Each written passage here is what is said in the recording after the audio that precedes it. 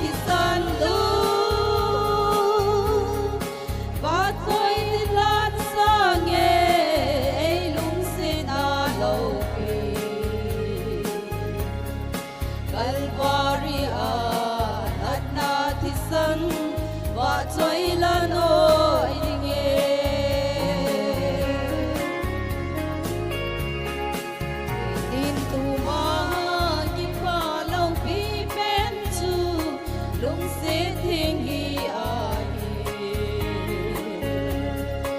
Matin cho lệ ana to hina so le hil singin kay mane hintilin o kabakay data ne hin mangi hagang so chana di o thi san lu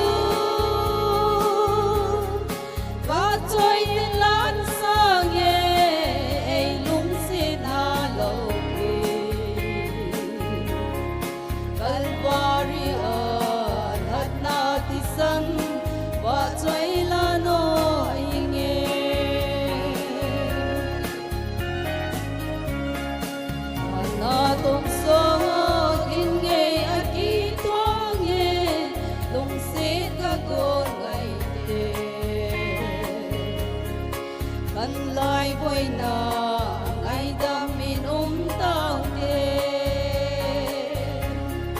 lục đèn singun và cài lòng sóng singun ô số bi gol đê đê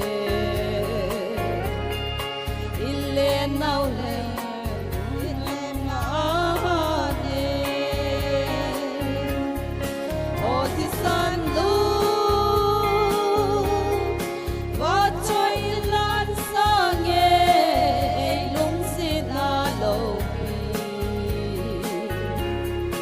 Calvary at na thi san và chơi là nỗi nghe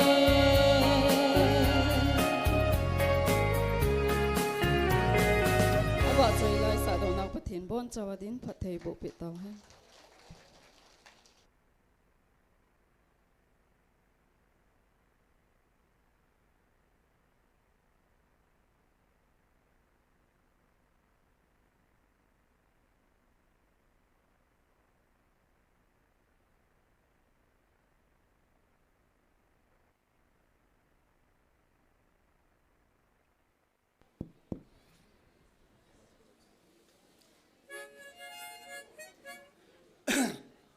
mà san cái kipa về xe bắt trên cái thằng vai Israel muna cái hung thế này lẽ là san cái chuyện gì cái kia đồ khách áo mình cái hi naga te khổ na chiriu sa cái hi em bu sa mi sa gi hi sa lo chu kam mu ja cái cho cái cả mi ya tham mò nụ pi ho loi tâm tại ihu ro hi si cái hình gì xuân tu ni hi si lai mu na cái giàu thế gì chú lệ các cung yong cung som cái lệ gu cái hi hi si hi pachen la cha thế cái bo hi cái pa be se na ma wa cái pa thu kan se ye kan la sa ding hi Bersia la simang pa yung akiba layan ti sang kate.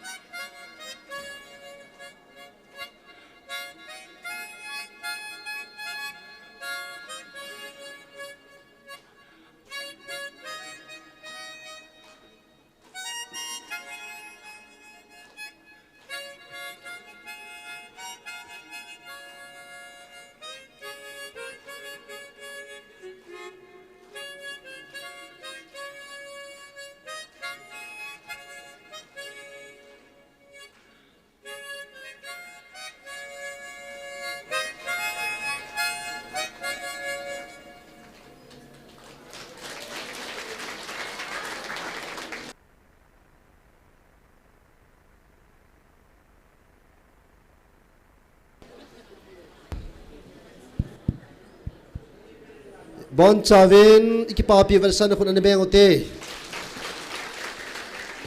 Mi pia ding thei chen dingin pathian na wa chai khom tau te.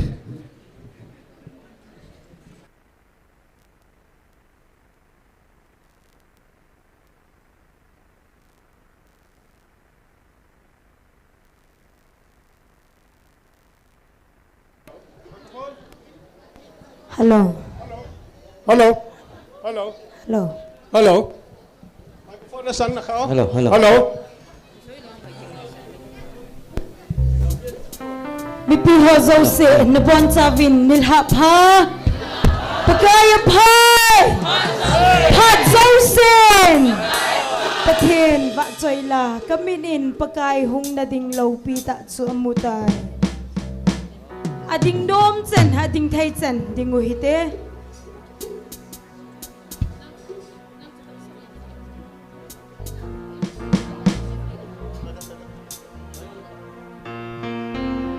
Hello.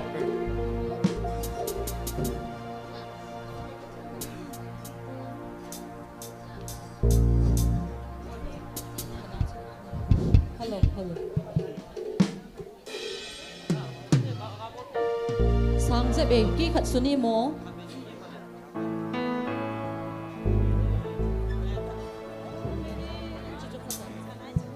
Kami din pakai hung na ding lâu vi ta suha. Lung han na leng pi thai ga. Ki khol la chu chil ngim ding e. Aman kor phe banga. Man gang ta chem zam chu alam doi. Pathe nagal ko ne.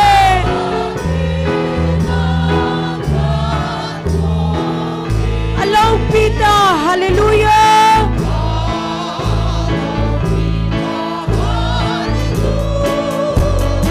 Allow Pita, hallelujah.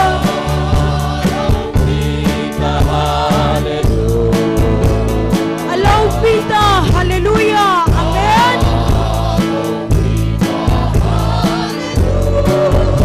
Pathe nagal ko ne.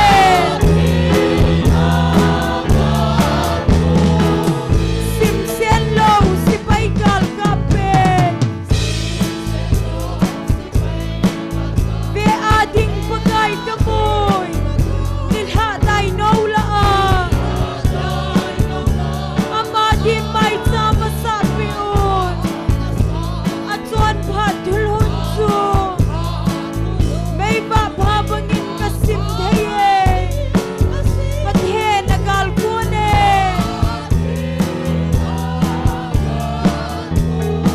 Allow Pita, hallelujah.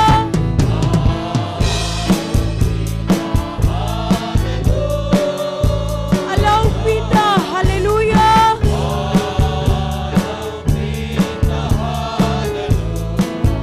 Allow Pita, hallelujah.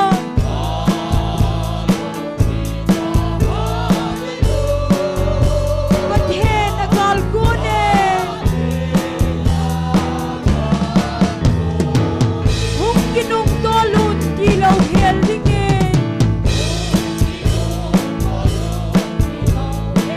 Sumko na mutay at hupitan masanga. Mehem telung ahen sodeng. Gangin kalha amadon putin. Thanomin kakumha. Pathe nagal ko ne. Allow Pita, hallelujah, amen.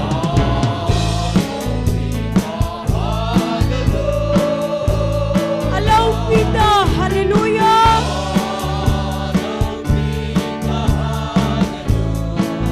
Allow Pita, hallelujah.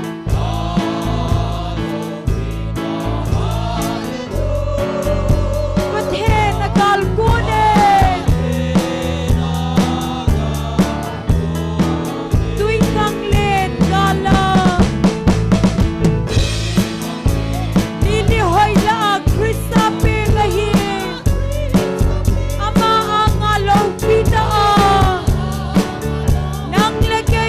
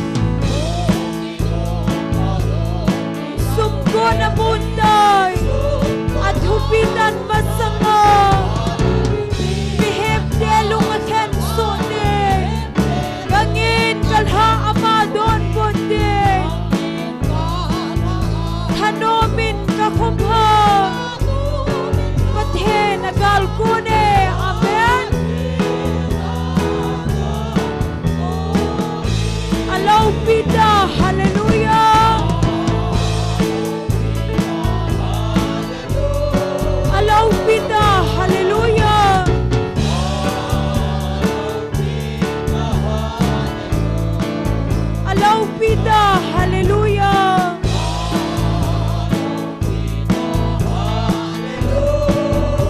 Pathen agal kone. Hong kinong dolon kilaw hel dingin. Sumko na munday. Ama ang alaw pita. Nang lagay ibaw kikel. Bithen na dia at hibangin. Hiu hindi mihin na din. Pathen agal kone.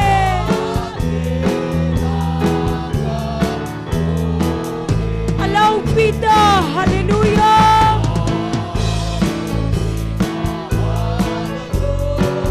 Alaw pita, hallelujah.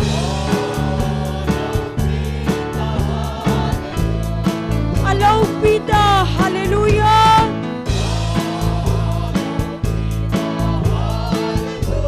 Pathen agal kone.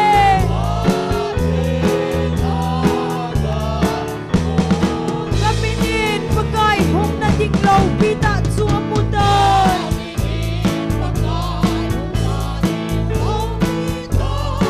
Lunghan na leng pitay nga kipalanso.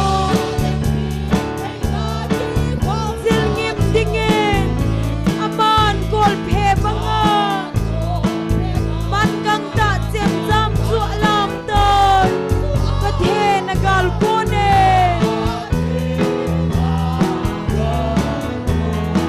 Alaw pita, hallelujah.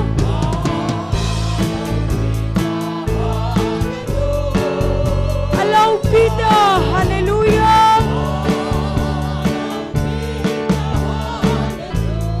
Alaw pita, hallelujah.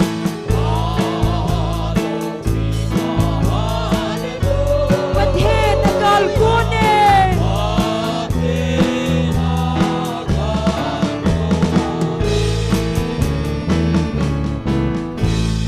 Hallelujah. Sungvan munno makun hat sa ten lasa.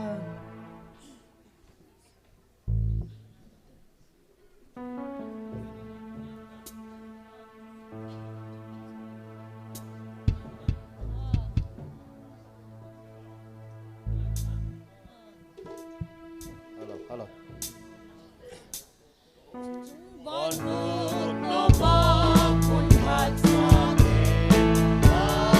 Alaluko aliang pawang nga koyso.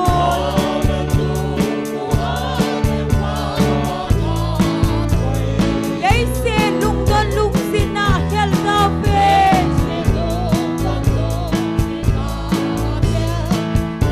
Bithen hat sa den kipala asabe.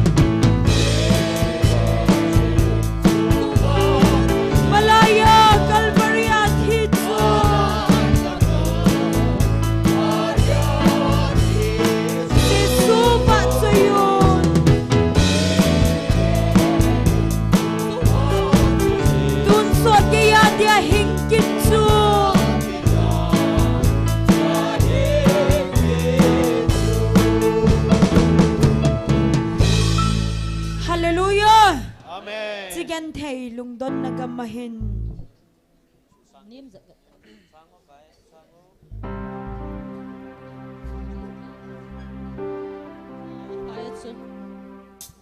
Sigan thầy lung Nagamahin. Lung don pinhipumin ka nga eh. Nang lupin pagkay na yung pinlang. Lamyan thầy leng boy papangapa din. Oh, hung lengin pagkay ka ngayon. Calvary nalungsi na to. Amen. Pon pangin sa in ka tumubang. Namyan thầy leng boy papangapa din. Nagamnom so dahil sing song leng.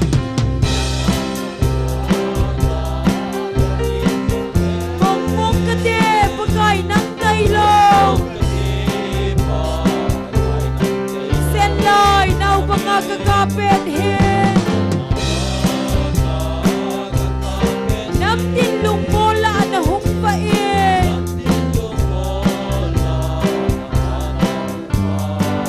Oh, hunglengin pagkay kangayin. Calvary nalungsin at so. Ngon bangin sa in ka sumubang.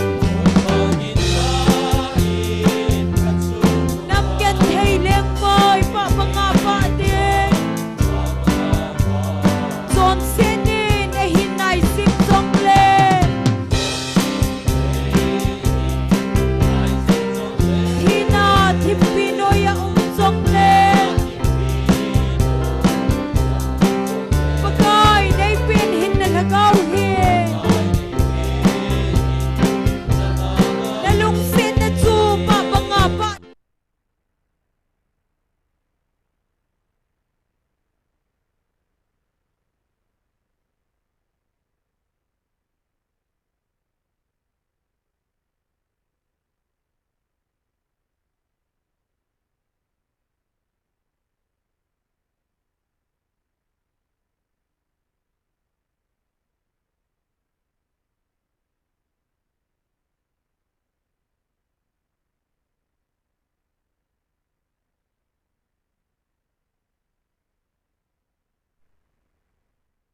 Son set gan thầy mo na hungin.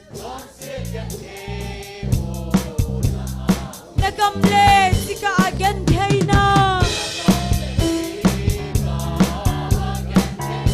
Paanga pa namduy sinapa.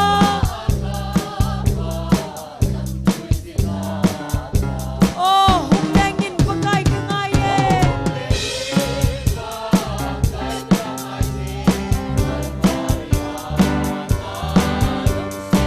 Ngon mangin sa in ka sumubang. Namyan thầy leng boy papangapa din.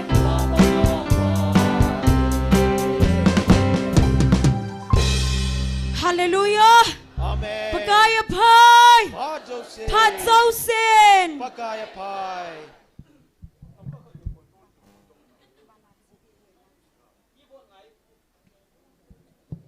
Sila nga lai sa atyong la music toy thoziu hin na. Mi pi hin ai thei chana ilanga keyboard music hi. Hi chi ngai ji vai zui win phan te. Ong leng hiu hiu ji.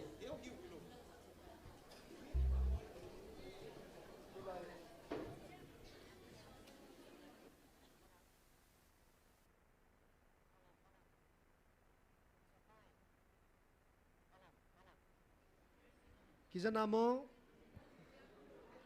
tulai hi bu si velai hin halka khat lang diu mong he pathian kam chang date 14/7/2025 ni khwa ei ho pi now kan sim do ding he date 14/7/2025 ka te than ka cha te ngai lu zalin keiman van mun kalal to na mun seraphim hon eiwa choi nau mun sangin hichita sal thagawa newa choi nau munu keman ka ngai zon ka langai zon ka ngai lu ka cha te building in kema ka honge van muna wa choi la ka za hi thagawa wa choi la a hi in chile hichilai muna ka za ta sa kasim kema eiwa choi dinga kasim kalim le kamel pa kasim ka cha te ta sa kema eiwa choi nau o keman ka ngai nom zoi hallelujah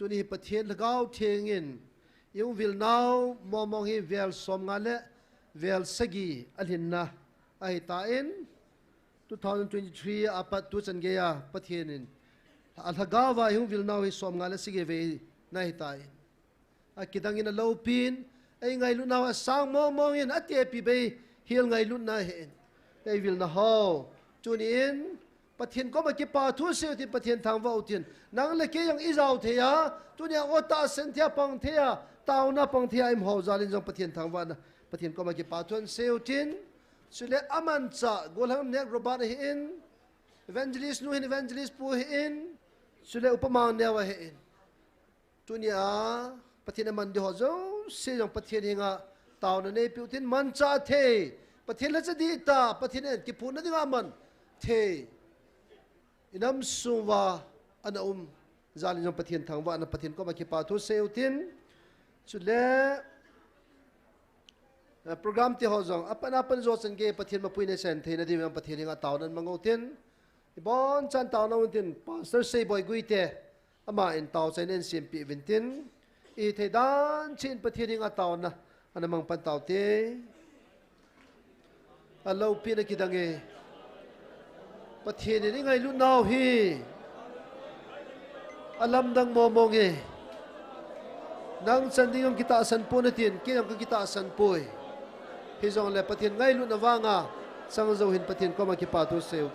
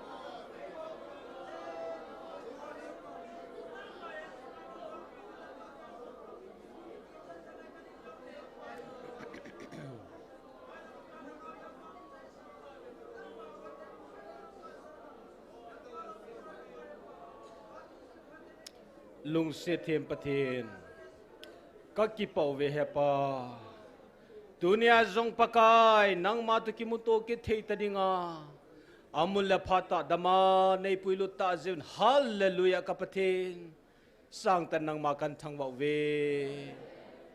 ตุนโซนามจิงปากายจุลตีนีเนโลabang cho abang hijing zing pathin nang nahin ahil la tu nam him te ho timing ne ya van na lal to na nen dal ha ke ho timing a neu cha ngai lu za la pakai nangin phat nei ti pe wa o pakai van na lal to na dal ha hichlai mona na cha te ke ho to paka hitabang kivil khom dinga dam na pha ni khu pha hitawang phat nei pi ta jun hallelujah nang ka thang wa ve hepa dunia yong chom sa kong ke man cha na ding sung wa pakai hepa ta sana mela pakai ka ta sana maya dunia hi o ka pathin nang to kiloi khom ding ka hi jiu he kalung thim ho het thim theina nei pi vin pakai ta sana te ka ta sana sulinin pakai nangin khat chinang nei holim pivin pakai duna he nangin kachungwa na to go na thilgun te ho pakai subul theidinga dim se na ta sa lagawa dim se na kinung leke theidinga pakai tunia ahung jing lai jong omin tin hi chalai hung to la jong omin tin pakai he pa asar sapang omin tin je leveza o pakai satan man cha suboi ding ki go zo theijin te pakai na jisu mena katawa he na jisu men o ki mang chading zo se pakai nang mathi sana kan selve na thachate ho jong pakai na thisanin kan selve na thachate ni hin gol hang nek roban hin upa mang ne wa hin hijlai mona thu seding la sading ong ki mang chading instrument zo se le ki ho angai hading online na ho hitata offline na ho hitata pakai hepa nalupi na mel nei musawa nei mangchawa lagawa nang nei let pidi vin pakai nang maang thing sunga kong kilhano ve tunin pakai lagawa dang chate dang chana lagawa gilte oivana tasa dam na ngai jate lagaw dam na lungthim dam na ngai jate ama ngai cha chi apakai phathi ka chanau ni khone hi sawin nang ma thwa kong ke man chana dingwa abula pada cai changin pakai nang malu pin hi han it's a lazy ta salitisan o ta samel punala hizong leveng ka kiman chana wa pakai nang malhaga wa nang malung thai na kama hodo thei ding le nang te kiloi khom thei divin ka phano apana pada cai changin ki ho zo sel ka man sa dim ka phan ho ka lung thim ho hichlai mun thing ho jong gole dahel nang pakai hilahin zon na lai hung nai lo ho gamla ta ko na kumle ha tam ta nu le pa te hi zong le dam lo ve si pu ma hong ho hi zong le pakai nang ma ang thing sunga hong ki vop sa a na lo pin nei mang chri wa hi ho zo se ka pakai na je jisu mana ka ta wa hi amen hallelujah ta sanna pathin tu ki muturi hi jivin pathina anga ita sanna mai pathinin e hlan pinom hi zin la sa jing lai inga jing lai wa hi ilung thimai ki godi wa hi ka ki pa e pathin wa chaila sadingin pa thong le hung masan tin amanan sa chai le nu he sila nu nem nei chong abala go golong tilal cha abala nunga rebecca le nunga ngai kim amo cheng pathin wa chaila sading kan ko ve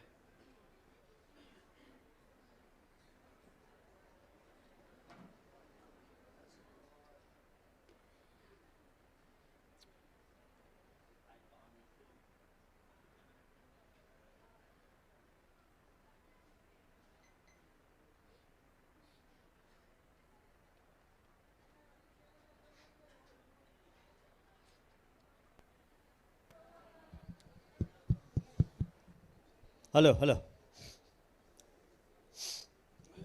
Hallelujah. Anong lang ahon o kijapoy. Hallelujah.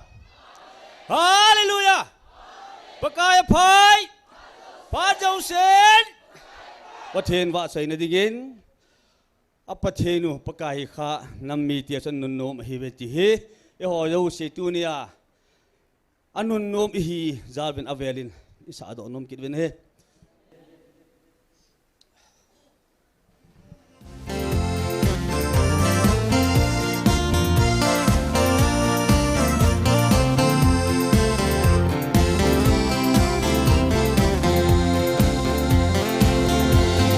đâu quy chung đúng bất thế lấy xin công gia trên sen dấu si xin đó nang mana hi alpha le omega bất thế nang ma gặp ba thiên gặp vợ dây chim cô về Apatino bakai hika namite su Anuno mahive agolodia Atendo namite su Anuno mui Ei ho song patin hensa vang pai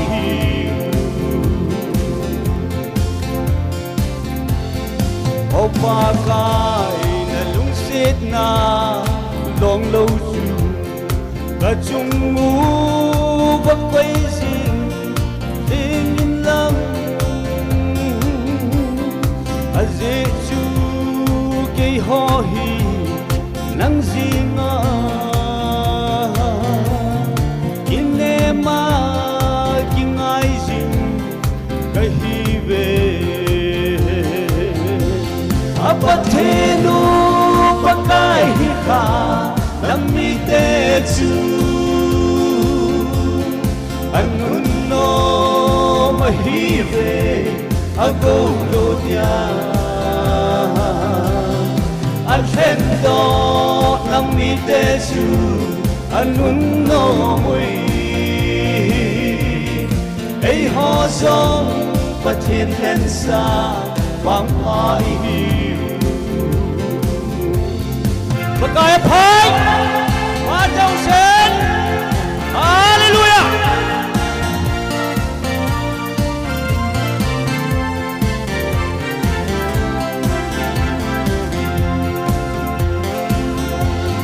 Kalzona tinga sakol ahat sanga mai kalle vantil hoin ei zo pi di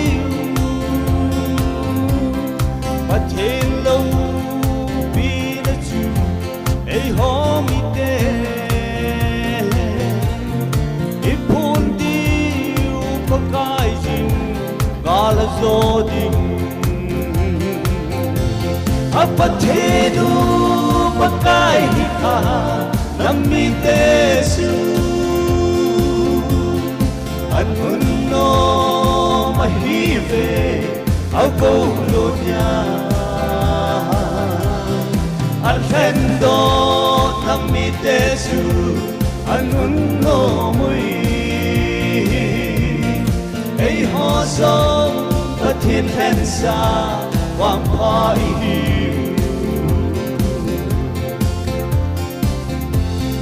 Lấy xe phung bin pakai Kinh chế hân lăng Và nôi giá trên dòng xe Pakai giá nan Kinh chế hân a dị chu Pakai bát thế Aman hi hân a ti le A hi dê nghe Apatino pakai hika namite su Anuno mahive agolodia Alfendo namite su Anuno mui Ei ho song patin hensa vang pai Ei ho song ประทินเอ็นซาหวังพออี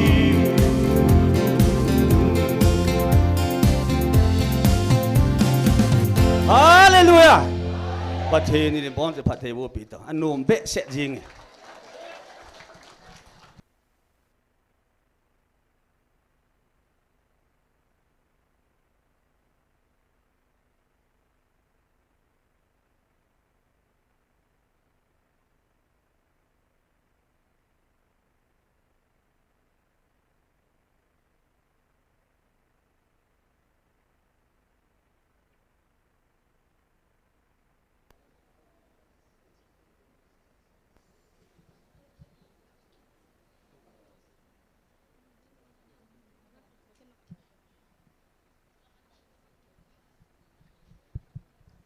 อามาสเปนินถ้าผัดไทยเปียบะประเทศทางบ้านมันลังปะกายจินไอวิลนาวนมิสาวินอีกเปาวินฮิจิจุนกิฮอนซองไงลุจัดเตปีจิงที่กันสักดิวเฮียฮัลโหล ฮัลโหลฮัลโหล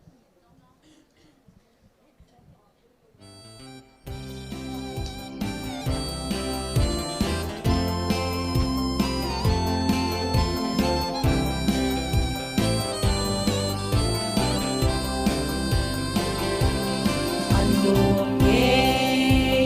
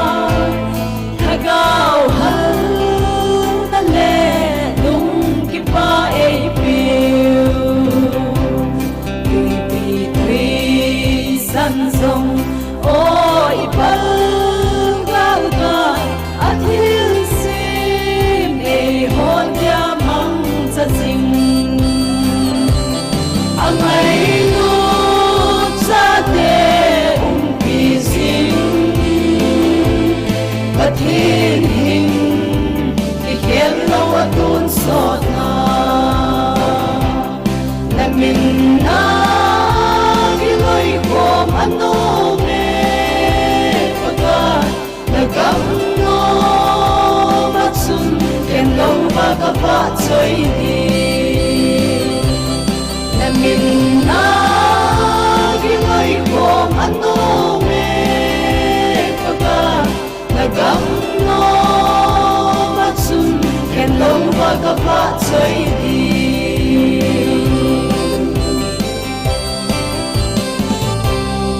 thiên nhiên bon sa ti vin phat thei bo pi ta han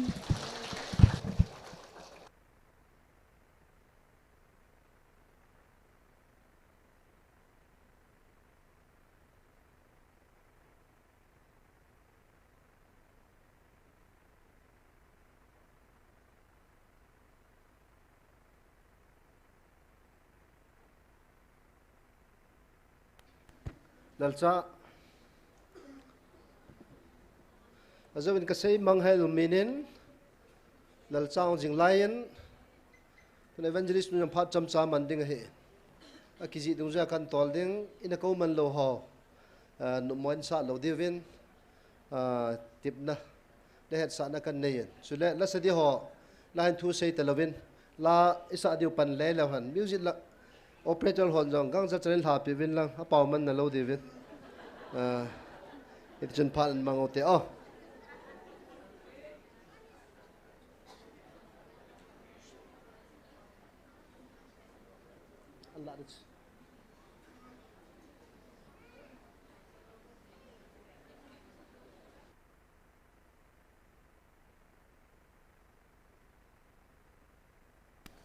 Ulal oi putang lalin.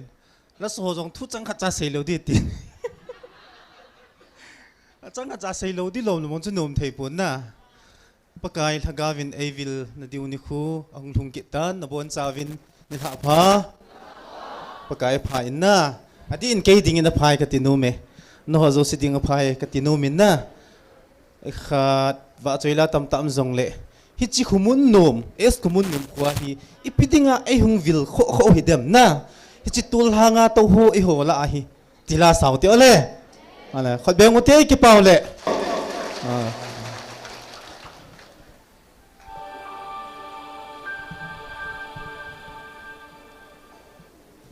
khot beng thei thei es khumun nom tul hanga khusunga i hung vilu pakai pathen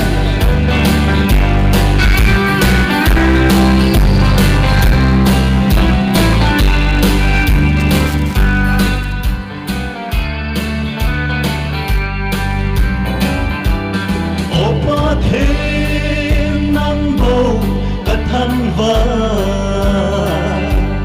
đông này ô hè ba lấy lệ vẫn chung gama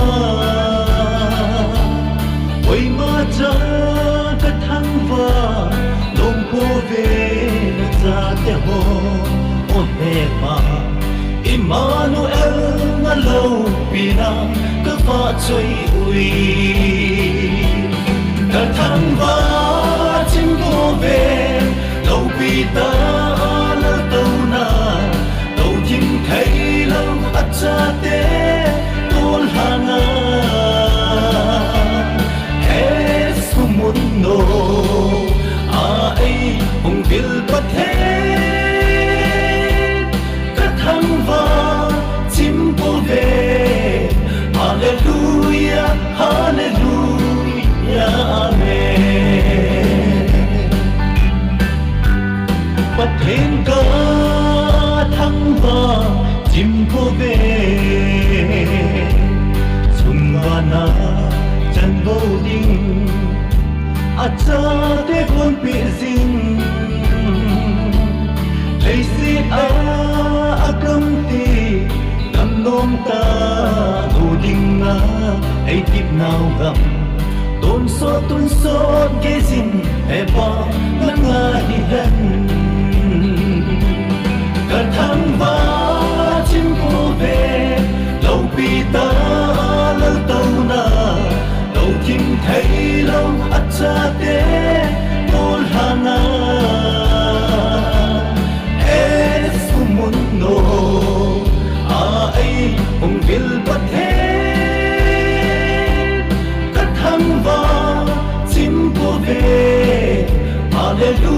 Hallelujah, Hallelujah, Amen.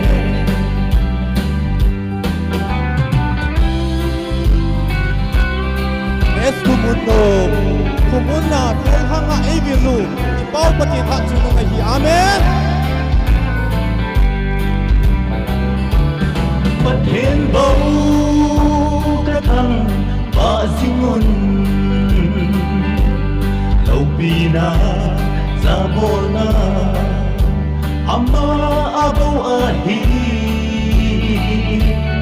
và nỗi bụng pisanin tagaw ka kang ay na asang zo ti pa ngay lut pathen kathang va chim bo ve Amen. kathang va chim bo ve lâu pi ta lâu tàu na tàu kim thấy lâu acha te tul hana Jesu mundo ai hùng vil pathen kathang va chim bo ve Hallelujah, Hallelujah, Amen. Sabin, sabin, Hallelujah. Nang bầu thăng và dialo, và chơi dialom nahi. Michael le abranti si paiten cha te ho an pi zin o hat chung nung ka thang ba chim o ve he pa Amen. ka thang ba chim o ve lâu pi ta lâu tàu na lâu chim thấy lâu at cha te ol hana Jesu mundo ai hùng vil pathen kathang va chim bo ve Hallelujah, Hallelujah, Amen. Hallelujah, Hallelujah, Amen. Pathini bon chawa ding pathebu pitahon ka chape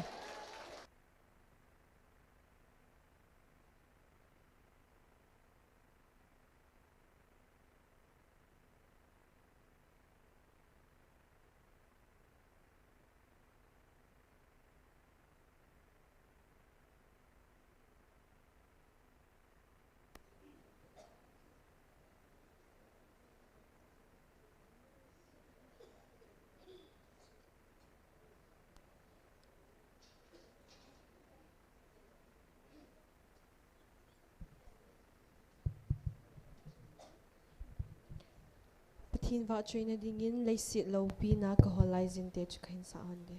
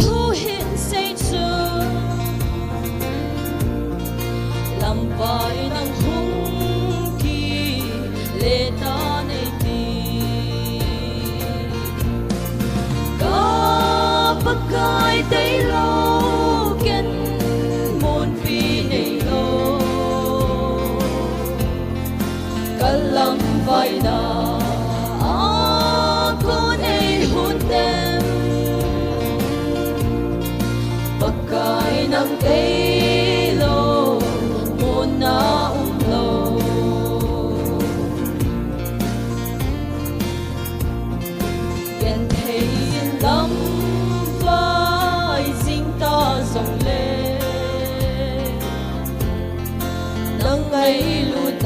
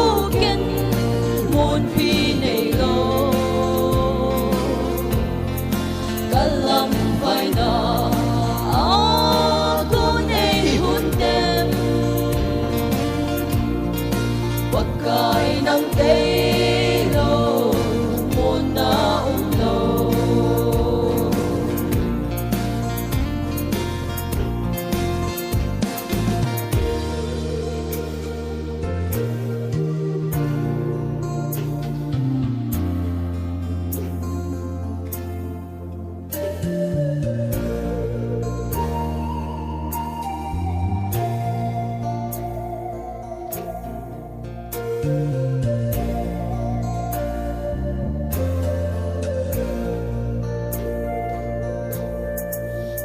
handang putun kahin ko ve kahin na on sanang kape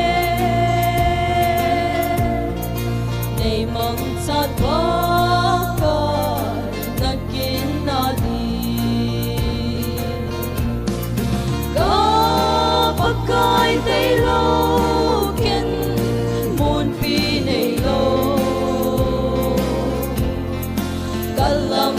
na ako na'y hundem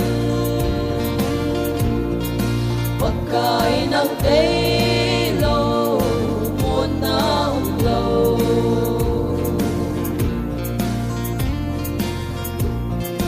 tutbang lay sitil na sitang di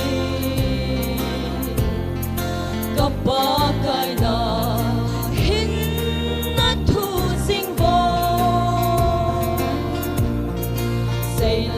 sa joy le tangi kung po kapagkay day loken mon pinay lo kalambay na ako na'y hundem pagkay ng day lo na umlaw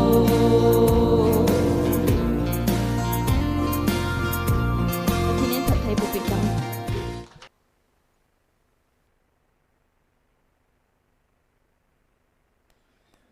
Patien va chơi line sa pi hau zo se ki pau ve san kun ha beng na beng utte mi pin jong patien va chơi la sa nom chule patien eu vil nu kho le khat ve be ke patien va chơi la sa nge ti mi tam tam ji hen het thiam diu pathian ki pa na pen la lung hai na pen chu amai wa choi na wa hen lai khan sale ibon chan ki sale ki bang he ti to ini het thiam di win jo to no ko ma taw na kan nein pathian wa choi la bana sadingin nu lam neo hong hin tin aman an sa chai chai le evangelist hoi nu aban le nunga tracy amo cheng phat kan pi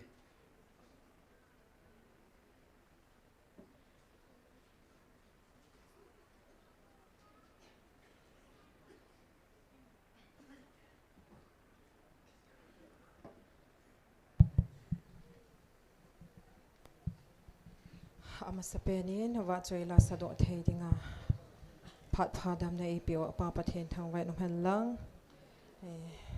ka chanu to ka hin sa hon ding a hi in pathen wa choi na hinna ap ka pakai ti tia cho kan sa ande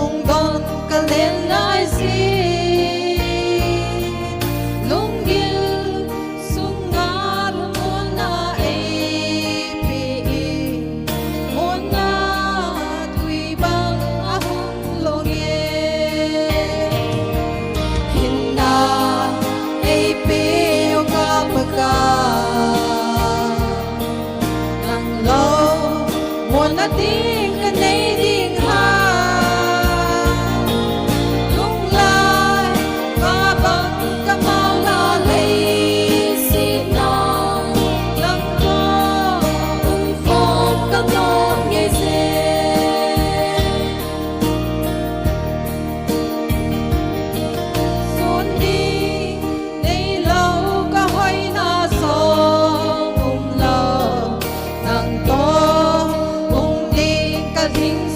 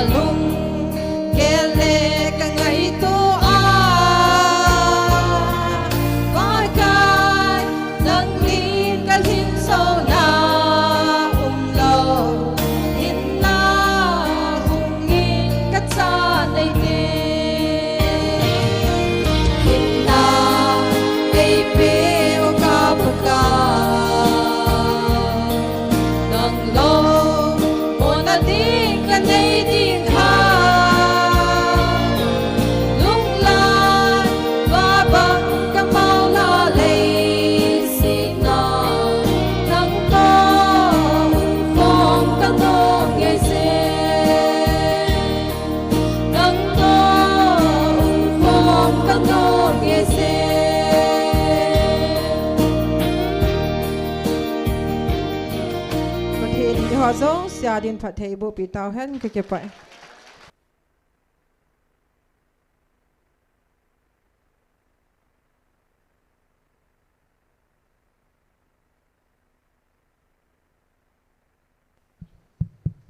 hello pathin mi pa popias in pathin kamchang anazi do pakai akitip na thon ngai lo pan ata sancha nang ho zala kanam dei than katun do de ti hallelujah pakai aphai phat zo sen sila chana sakwa mote evangelist nu le mi za na mena dei than he sangi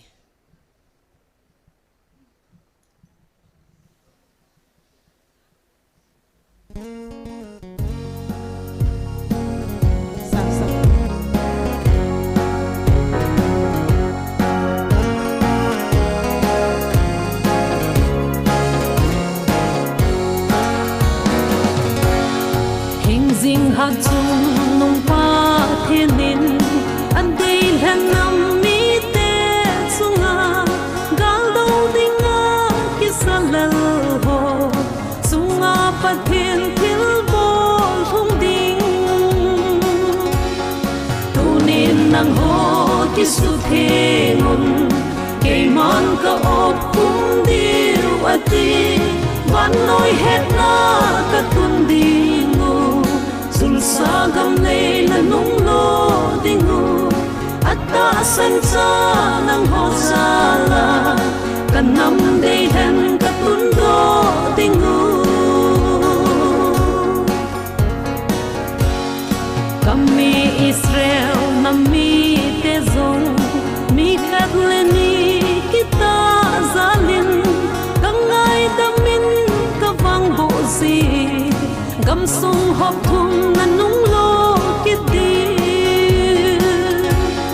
tunin nang ho ki su the ngun ke man ka op kum diu ati van noi het na ka tun dingu sul sa gam nei na nung lo dingu atta san cha nang ho sala kanam dei hen ka tun do dingu ibi ka hiwa hibong lo manay ngay do to chon se ka hibong pa ka gam sungu su theng ding an nei dei sa naw ka su theng ding hita ka ki deb na mol so na di na gam sungu su thengun ati su ting gam chu sa ho sing zo ke man ka le pi diu ati tunin nang ho ki su thengun ke man ka op kum diu ati van noi het na ka tun dingu sul sa gam nei na nung lo dingu atta san cha nang ho sala kanam dei hen ka tun do dingu ke ma thu pe na zui uba namol so leo hi si gam su sing se hello ma na pu na pa at sot pa lo gam song pinge tunin nang ho ki su thengun ke man ka op kum diu ati van noi het na ka tun dingu sul sa gam nei na nung lo dingu atta san cha nang ho sala kanam dei hen ka tun do dingu atta san cha nang ho sala kanam dei hen ka tun do dingu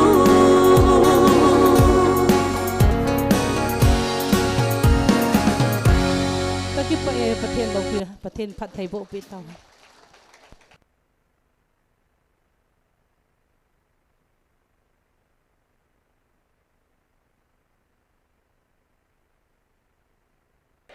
Hazaw sen Tresin record na bolsa shooting ki bolsa hin ahin chilai gilta hin ken jong jan hi runga chwa gilda ni kan het do kami be de gidala e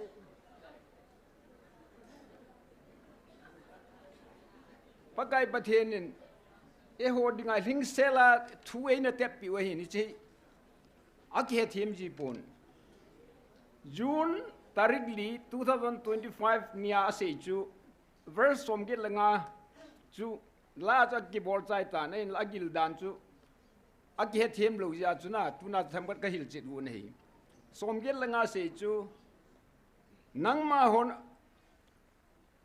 hon nam ne win na ki gel na lai win wan mi te weddinga pathinin angai lut nam lin pen hi we nang ma ho ming lungelin ming lungel le mit venin aneu pen le nam lom penin nagi gelovin ke ma mit vet le wan mi te mit venin wang alien pen le atam pen kamu we aje chu lungki sia kang sunga hin bela wan mi te le ke ma mit vena lungki sia kang sung hin bel zala kavet du ahin tunin lungki sia kang sung hin bel lungki sia kang sung hin bela atam pen nam mi te na hi we hi chi ken jong jan ni dunga kan gel do hi aje su pakai ko ma ka tau chu na hepa kanam mi te tam ta wan gam ko ta ni pen ka ti lom ale tu a ke khani kaw hi ja a ke kha jong ta san lo la hi ale hoya di ding ham ka ti chu ale hi chi a hil che na che in tha se pi chu ya se chu lungki sia kang su hin be ati chu e hoi lungki si lo cho e hoi thanom ta pa kai hin be lo cho na yai lungki sia kang su hin be la atam pen nam mi te nahi we asei na chu tua ta san lo lai ho khu asei chu hung alungki si wa in bel thok thok di wei chu chi phat le tun wan noi atam pen te nahi di we ti he hije chun lungki si e hoi akisi lo chu e hoi ki pata pakai bel hi wahin ya chu lungki si ati ho tu nya ta san lo lai ho na alep le mai ho wahin ai wanga an het do ngal pha le kisi ta hu hung lei lu tho di wahin hije chun pakai thang wa min he ala tresin hin sa no kadin di Này tiền phí anh ơi.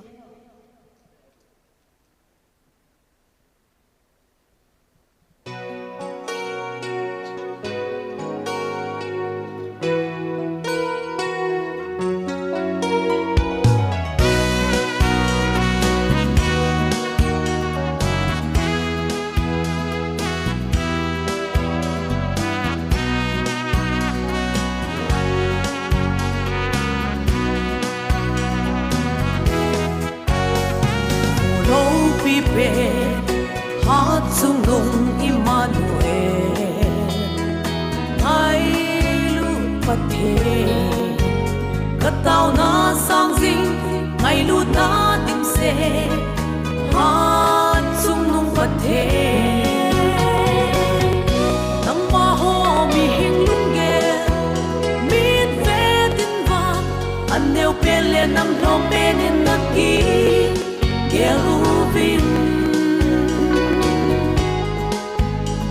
ma mit vet le van mi te mit vet va nam len pe le atam penin ka mu pe unin lungki si a ka ang sung in bela atam pe nam mi te na hi ve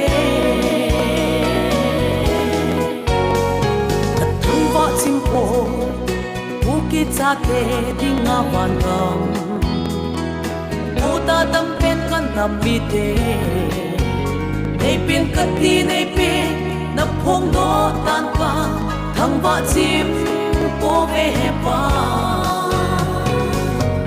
nang ma ho mi hing lung ge mit ve tin va an neu pe le nam no pe in na ki ke u vin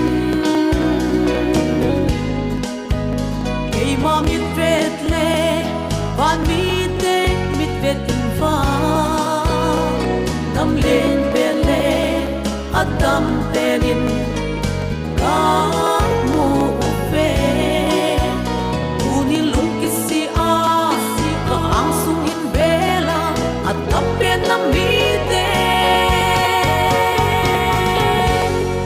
na hi ve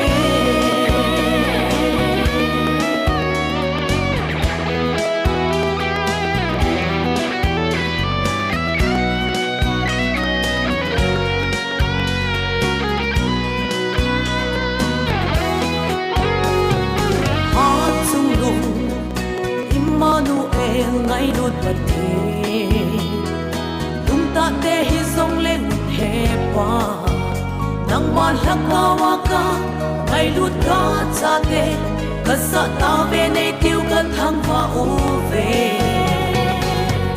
nang ma ho mi hing lung ge min ve tin va an neu pe le nam no pe din na ki ke u vin ma mit vet le van mi te mit vet in va nam len pe le adam penin ka mu ve uni lung ki si a ka ang sung in bela adam pe nam mi te na hi ve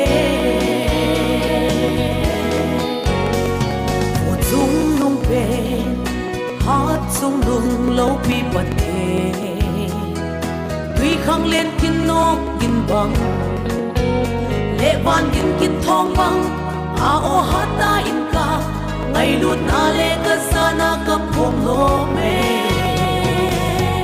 nang ma ho mi hing lung ge mit ve tin va an neu pe le nam no pe nin na ki ge u vin ma mit vet le van mi te mit vet in va nam len pe le atam pe nin ka mu ve tu ni lung ki si a ka ang sung in bela atam pe nam mi te na hi ve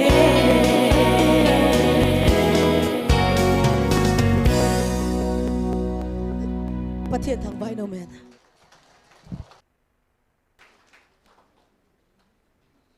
Kuna beng na beng ote. Pathian va choi la sadingin nunga momoy le pa mang cha. Ama ni hung ki zamin tin amanin. Pathian va choi lan sa chai chai le pastor sei boy in phat cham cha aman ding hen. Zo evangelist nun phat man dikati chu pastor sei boy join phat cham san man ding hen. Amo cheng phat kan pe.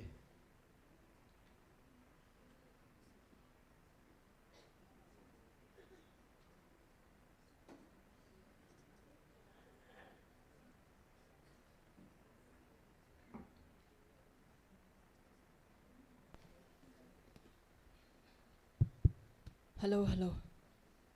Pakai apai. Phat dâu sen. Là thum zawa ka hong thun nahin. Pathian di ta hau la kilanga kilak nge he. Thu zong hintam sei dang ke tin phat dang dang zong le sei theu hin tin. Pathian thangwa na dingin chung nung pen Elohim pathian ti la chun sang.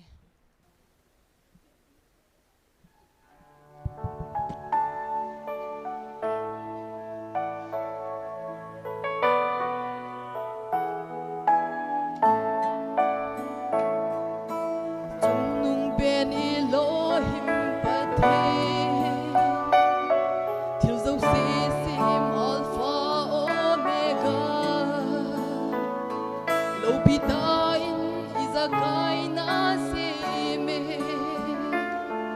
nasim dam hen na sa de anun no hui Hatunu Jehovah Jireh Kazona Lama Kaiba Alal to na to tim thai lova Acha te to langa Kazona thuku ahung vil Kavatsoye Jehovah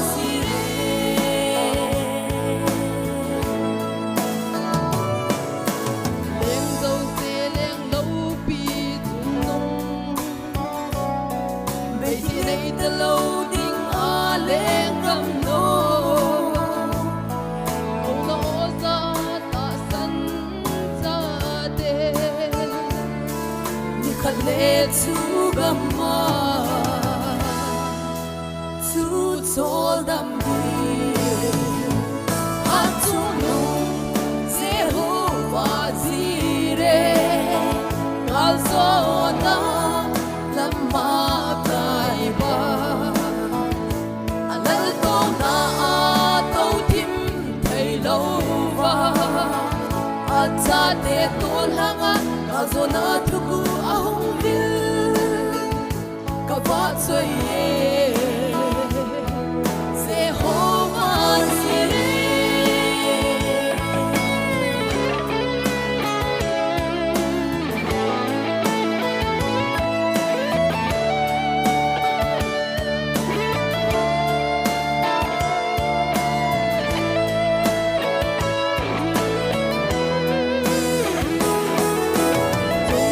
bên khuất tu thêm phát thế Ngày lúc thu cu ai hung mô cu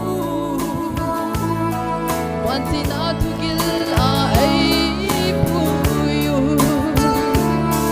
Alo bi nghe ye nei Ngày lúc na o Hát sung Jehovah Jireh Kazona lama kaiba Alal to na tau tim thai lova Acha te to langa Kazona thuku ahung vil Kavatsoye Jehovah Jireh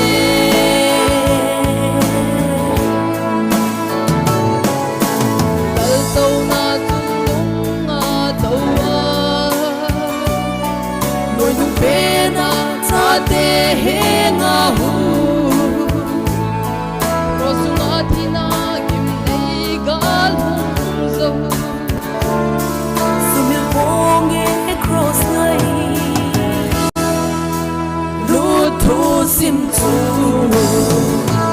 Hát chung lu Jehovah Jireh Kazona lama kaiba Alal to na tau tim thai lova Acha te to langa Kazona thuku ahung vil Kavatsoye Jehovah Jireh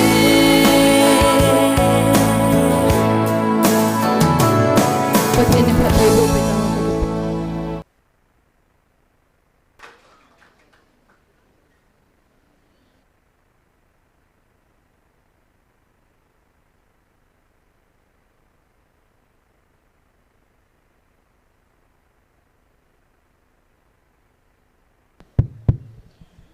mi piti ho zo se zan pha ki pau me na koi zo si ki sado gam da nei te pathin wa choila in sa na dewa avelin relief camp tila na sado ke no hite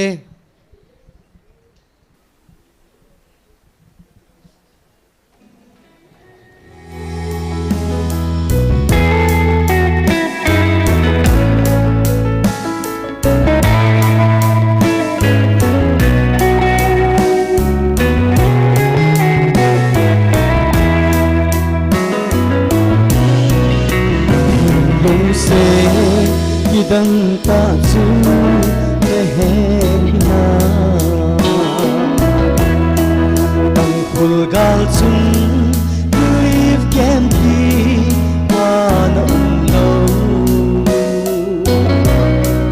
U chung gali At hin ko la Ay hin si Al sang te di Live Campi Bol salam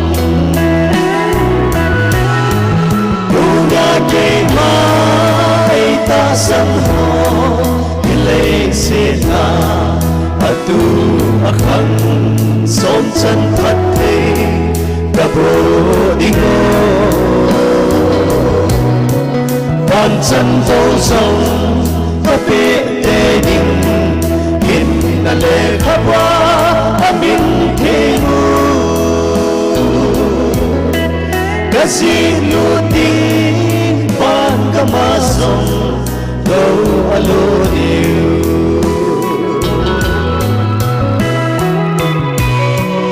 Ako mangsa dọc hin ko chu ngày to đêm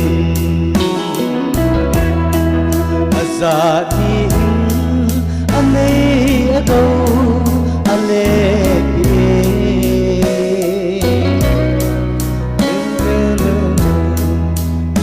Sagi a ay le di nu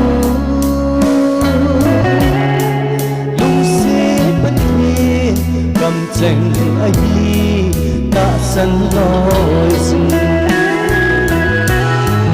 tu na ke ma ay ta san ho ile se na atu akhang som chan phat the kabo dingo ban chân vô dòng có bê tê đình hin na lệ khắp hoa amin thế ngu cái gì luôn đi ban cả mà sông đâu alo yêu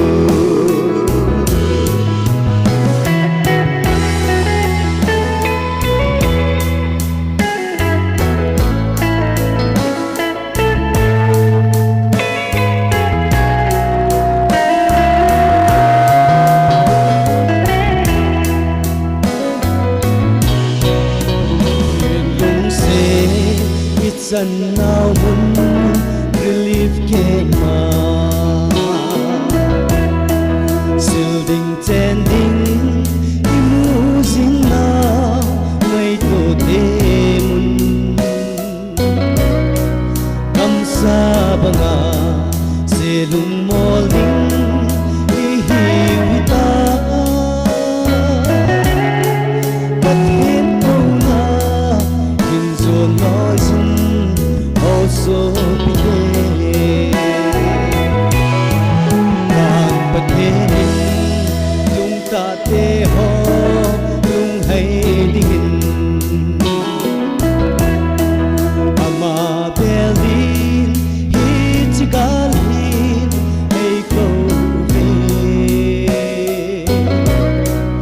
ama belte gau so ta na sapat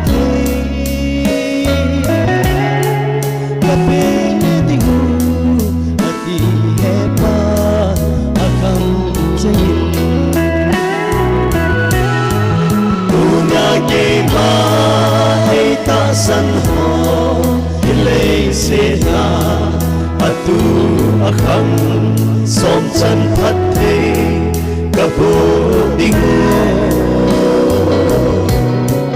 ban chan vô song ka pe te ding hin na le khabwa amin the mu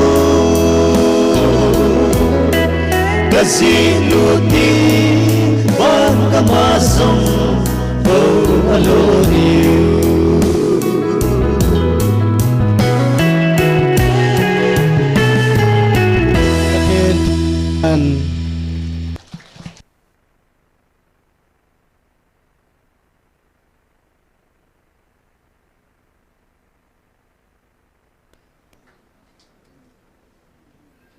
Hallelujah.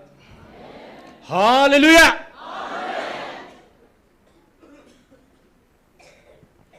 Ipau pathin hingjing hat sung nong van dan tumna alopina endal ha iho vilinga ahong ding ta zia evangelistanian lim na thu nang hin se na ti a chom cha khong de na hin yam pa be se jing ovin I had team thì dẹp chị na đi vào trong cha không đến hiến muốn đăng gam đăng à hết team mà dunia chỉ lại mình à cái humble ta hung kalso mi pa ba umi ti he kizan personal tan ki mu pi zo pon lim na ki ball zo pon a ki ball man pon delhi lang ako na Mizoram ako na, Kangpo Pilam ako na, Chandel Morelam akon, Tingnu palang akon, Saiko lam akon hihalang, Hupidang dang ako na hizong le, Tuni tupo na ipaw, Patinin hong Vilnao, Ngay heading ahong kalsong sa ometi, Izazivin, Amhozo si chu ipakai chu Krista minin limna chibahin bolovin he ito nawati je chun ding dovin kitela boyen ten kain min phalwa mun som gam chuma umza ding ta sanomen amhozo si ipakai chu Krista minai ngai lu naw limna khotbe chibahin bolute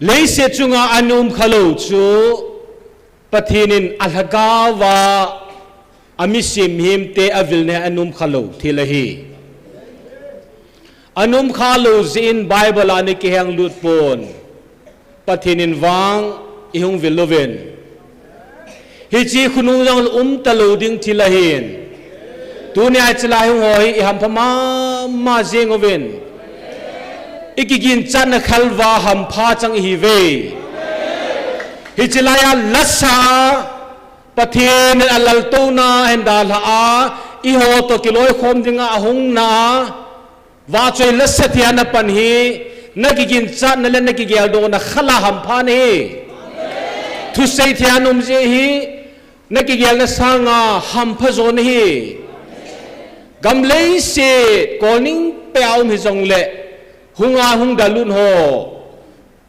hununga jong ke talodinga yung ha thi zin ikigel saligin chan sang ham phazo hi ve taw na mga hung lassa tu se hijlaya pathin nalimu kamel chi so ke ti hi isu melodi we asi simzo koi ma chaum pon zin ka sha pathin amin che pha asim thei pathe nei tuna ila tozo se hasan again thenian ki panian lang dang chan he zong lahung tozo se pathenin mi khalung thim ka het nga ka het heti hizat ke aninga to ka hi ke hi la se thelu tu se thelu ko hitia ilu inel salu de we a si jo se amin cha ko the pa pathen chun aning hoila to yong le mu che wa hi hijaz online ahian lang hijlai muna aning ato hizong le ibon chawa hi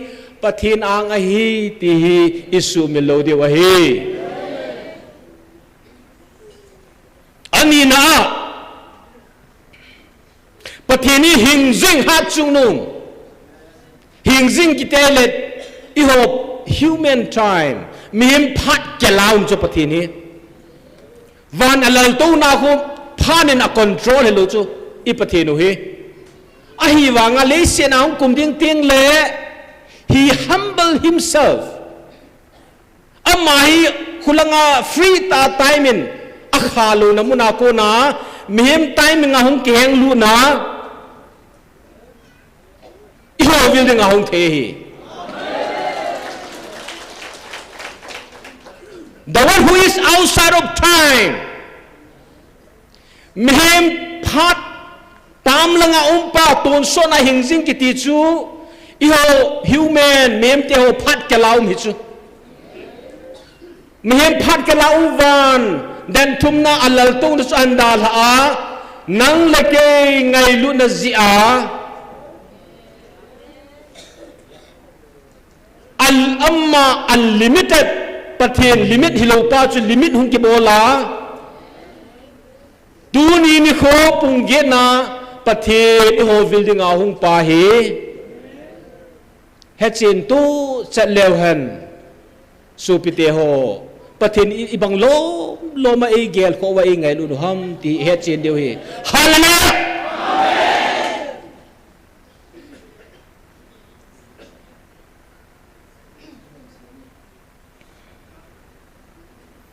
Israel mi te hi pathin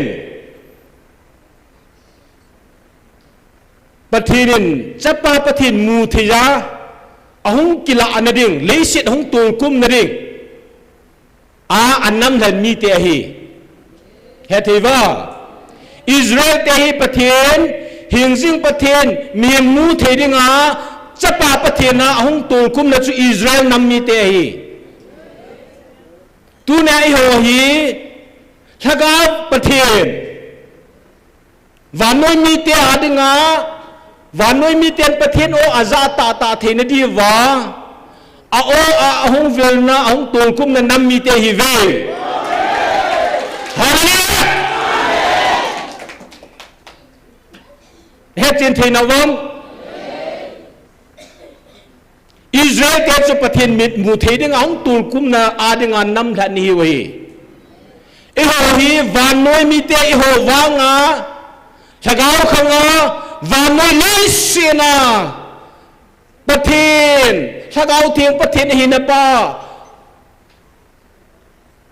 vanoi pumpia the chan su dinga ahung tul kum na ahung ki phuna nam mi te hi we i ham phan naw hi sim zolu ham phan hi he i ham phawen pathin ni thangwa wen he in zo chun ichanu inaw nu point tampin selling isu mildiu hen na i ho timing a pathinung cho ma hi i ho time phat pa ma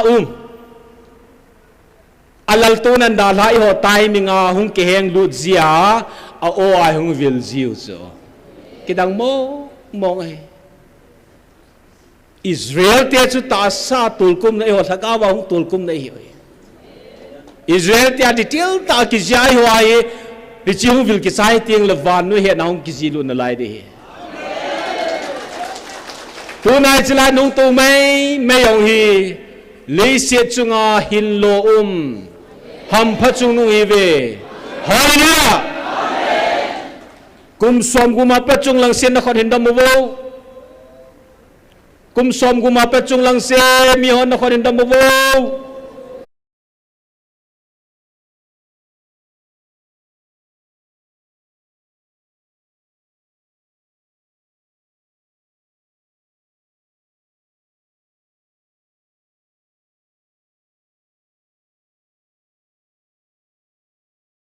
som thum la ko apat noi lam sen handam wo ke dom to nu te jong la chun dom to miam pha ni ve khang tha khang no ham pha ni ve hallelujah hallelujah hallelujah la sading ya na lai ji chun tampi se nu man la jong le yam phat naw tu nya hi a chai nen poi neu khat ga se no men pathianin thagawa ta san mai a vet ji chu ita san nau mai hu vet chu tu ai ita san nau mai ho ni ki mu thelu pathianin ita san nau mai hu vet ji he hi chi ve nga hung tul kum ding hi ja hi ta san mai pathian anga ipedio hetiva pathirin elung sem naw hi ibon chawe ta san naw alien ane de hiza koi tabang yong chun confusion hinalai confuse hinalai hong so the hi hi zong la pathin heso pa hi ayun pu pia senen sein yêu nam cho bát thiên nên imit mo wang wa el hano ajesu mit the mit lowa han helova bát thiên aplan athil go cho subulit nom pha nai ho chunga bát thiên mo ngai ngai lu no hi Hija ju ita sanau mai hi vel he dinga hung ahin thil dang je hi lo hi alal to nan dal a to hai mai ready sound ta su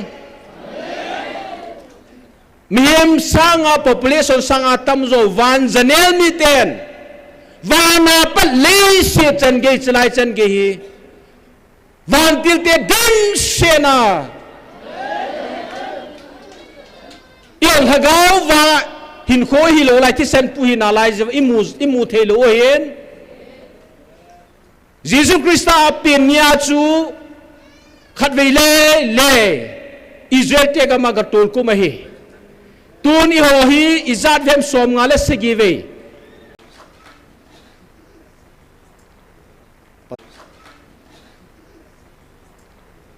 Pastor say bele pathian wa choi rai sa pi te ne ki pa pi wer san khun ha beng le beng te tin wat soi la sading hi thum tamai ne lai wen hin la bon ko ta po tin nu wa wa ama in hin san tin an sa sunga pathian lengam na ito thei kham kham iki phan la kham kham an to kho mo tin nunga hon in don pi ben tin chu yo phat le mi pin pathian in wa choi khom nei ta ve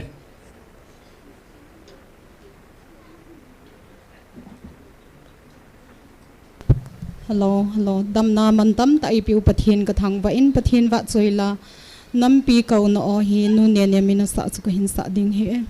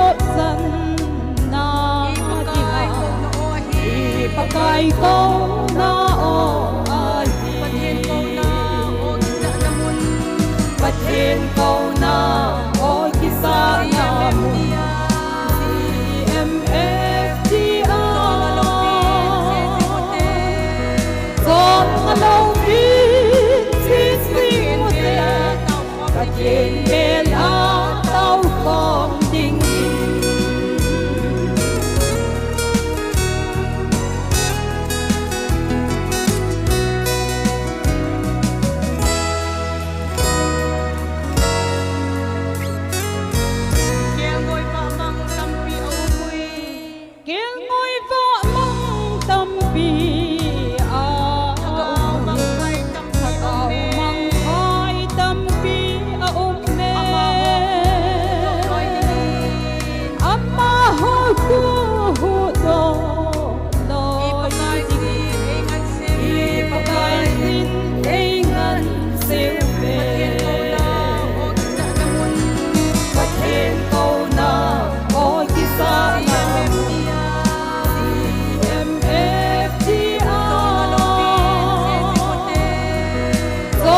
lâu phim xin xin một đêm và thiên mê lá đau khổ tình ta xa lên sao càng xa tình mê ta xa lên hoa cao cao xa tình mê còn lâu phim đau sinh u tê bắc cái thơ hát vô nhìn đau có lấy dân đi ai bắt thiên câu na ôi khi xa mà muốn em đi ôi lâu phim xin một đêm bắt thiên mê lá đau khổ tình lâu phim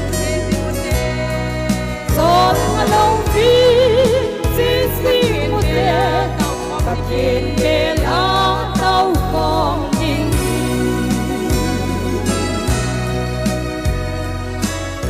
bắt thiên này nắm bùm bì và đến phát hay bộ bị tàu hắn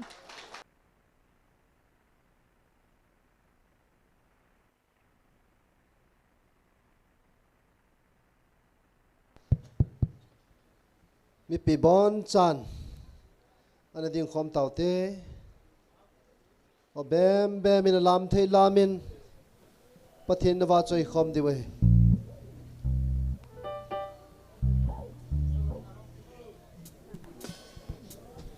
Hello, all people, hallelujah.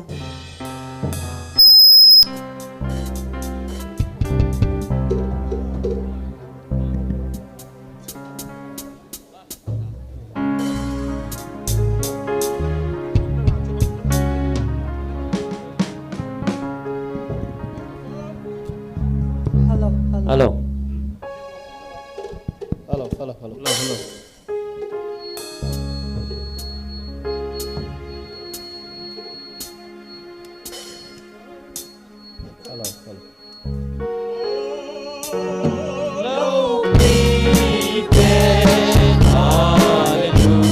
Kepak saya Immanuel.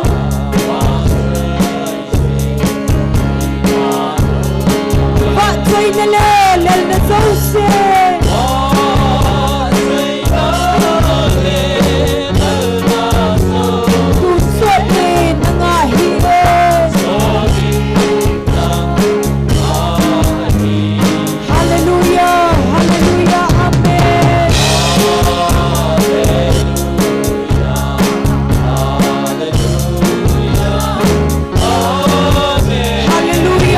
Hallelujah, amen.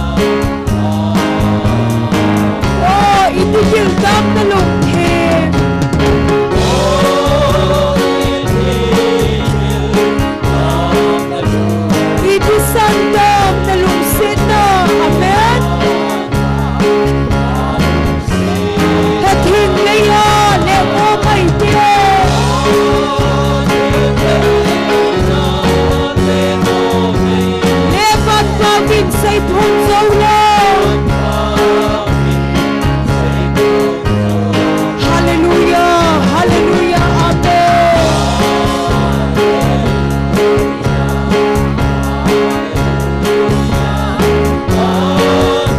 Hallelujah, hallelujah, amen.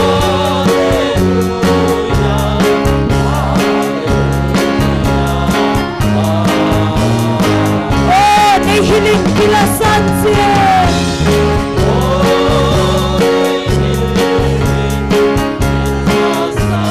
Gan kong le sab se na thim su. Vana le lukhu to kisom.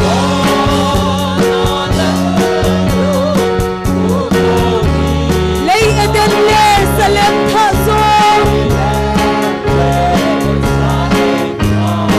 Hallelujah, hallelujah, amen.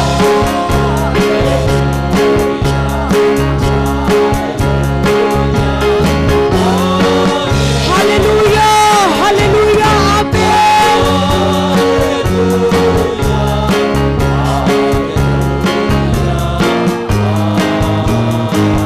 Oh, Lord, we beg, hallelujah.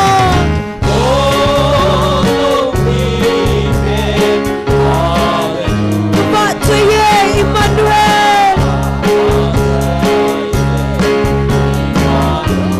Bapak Jaya Nele Nele Zausi.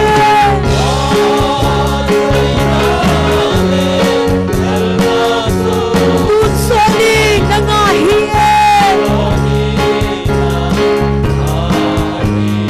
Hallelujah, hallelujah, amen.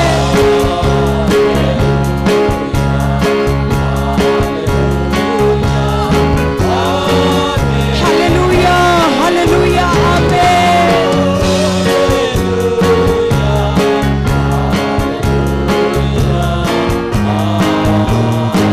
Van nuôi bị hiệp năm dầu xiên sông.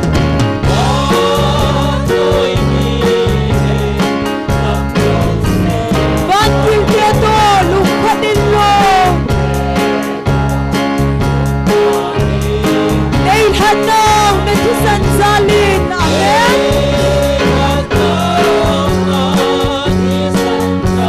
Salem tha tu la kalen ko. Hallelujah, hallelujah, amen.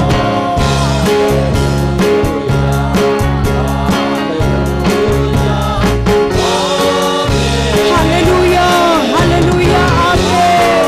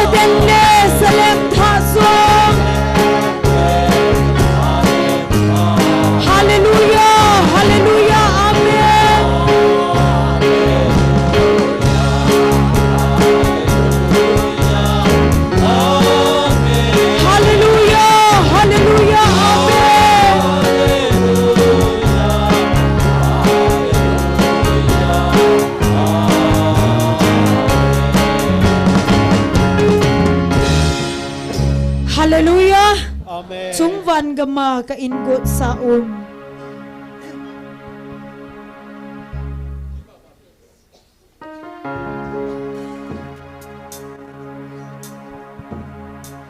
Chúng văn gama ka ingot sa Anang ay tuding pagay sila.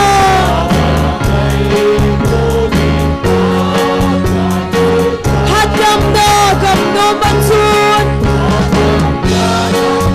Hadam sa luksin dedo. Loy khoma ba choy la sa zingdinga. Kumasod ungay lo.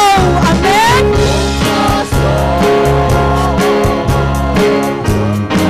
Kipana gamatsun.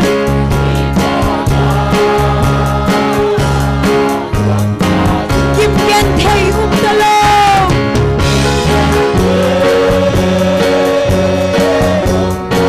Sumunatun katay itendin. Kay dingin hanap buhok kita.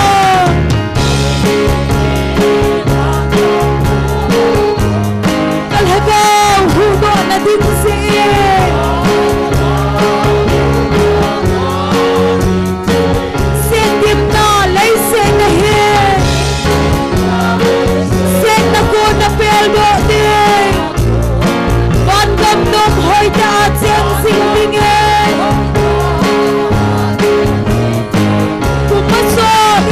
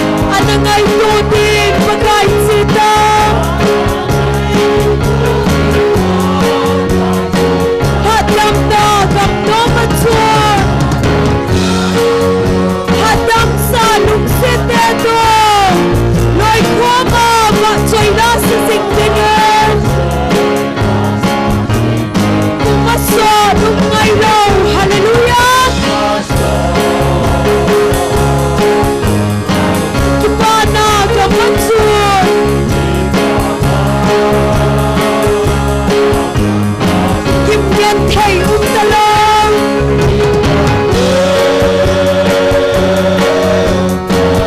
chúng muốn ăn chuột khát về như trên đỉnh amen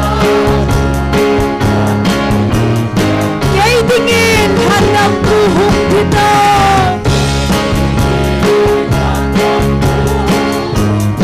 al hagaw hudo na ding siin ahiyan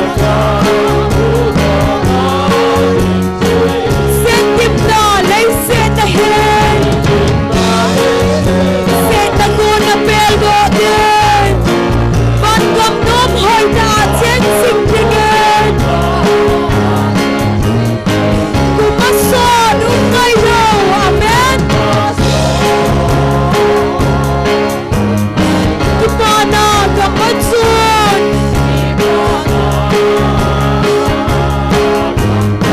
Kim gen thầy talong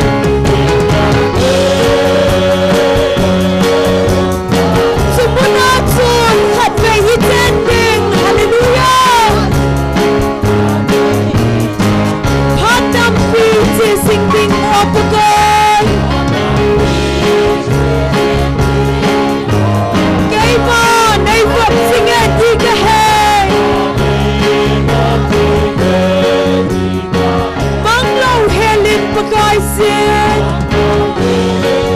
Đi trên khóm na nhiều lì mơ Vẹt nôm vẹt ta lâu chấm na lên ta Amen Cùng mắt sọt ngay lòng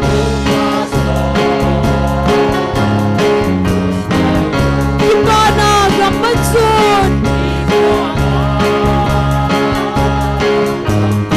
Kim gan thầy talong amen Sumuna chun khat bay chen ding Chung kam nom sana khupia chun Hilon heso gan thầy talong Kipa na la sa singding Solenan bay son na ding Nunom singding chung kami nom at sun amen hallelujah Kumason ungay lang Ipana gamatsun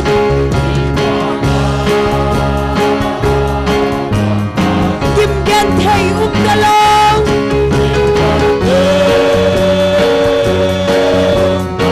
Sumuna chun khat về chen ding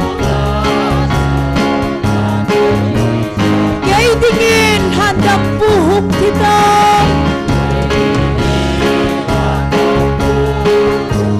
Kal hagaw hudo na ding siin Sen tim na lay sen ahen Sen na ko na pelgo din Van gam nom hoy ta chen sing dingen amen Kumason ungay long Ipana gamatsun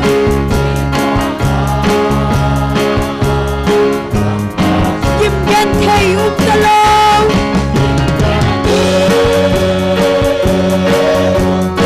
Sumuna chun khat về chen ding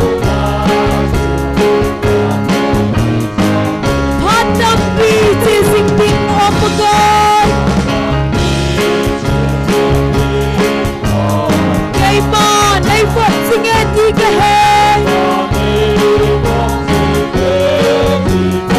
Mang lâu hè lên bà gai xin Cái chen khóm na điều li mơ Vẹt nôm vẹt ta lâu chấm na lên ta Cùng mắt sọ đúng ngay lòng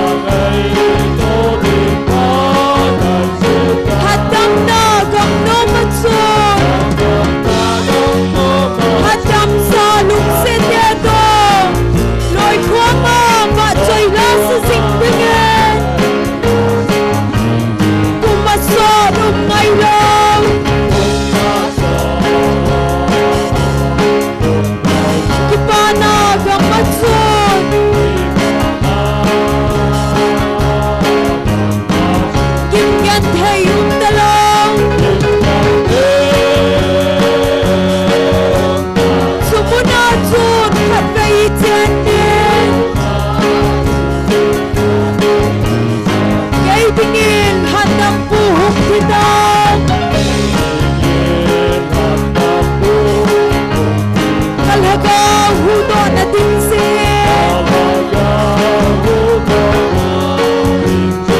Setim na lay se na he Set na ko na peldo de Van gam nom hoi da seng sing digin amen Kumasol umay do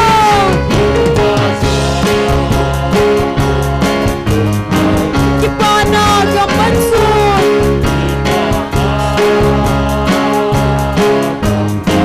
Kipkan thay umdalaw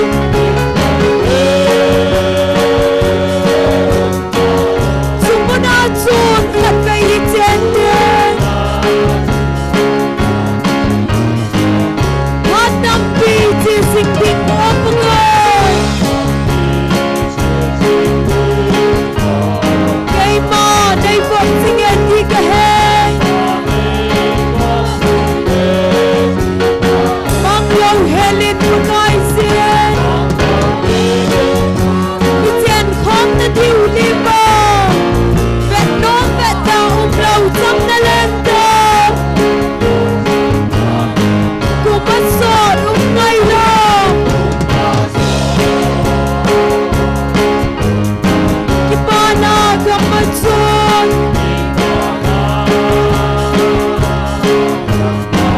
Kimgan thay umdalaw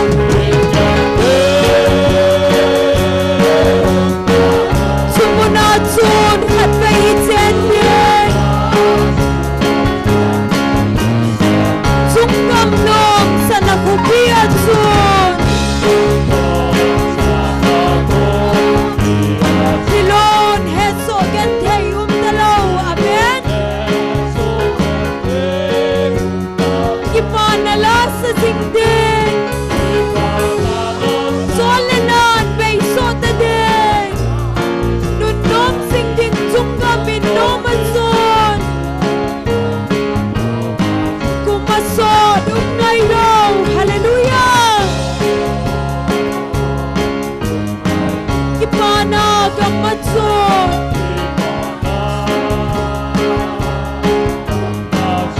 Kimgan thay umdalaw Sumunatsun at may itenden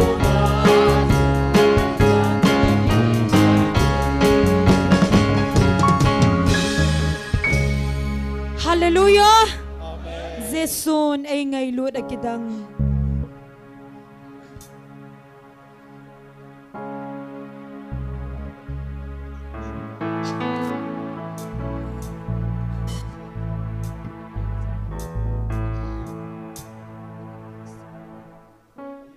Hello.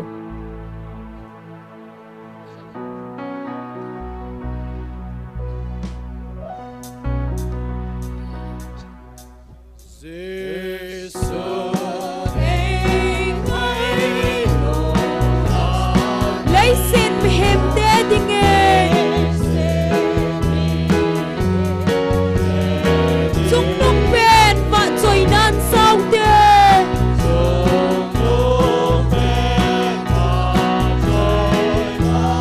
Sao hite ava choy la Van ga min hun deng ule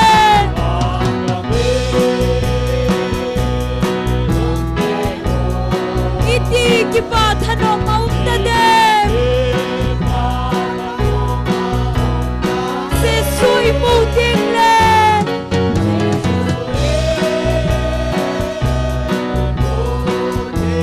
Gal sola sa i au le deu Ei hol now van kam em nom chu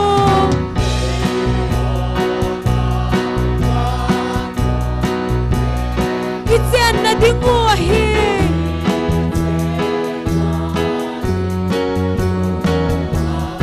Sen na inom ay god pi ui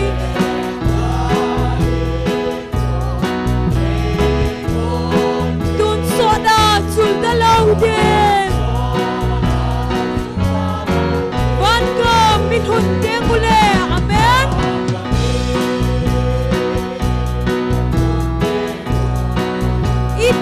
ki pa thano maum ta dem hallelujah se sui pu ting le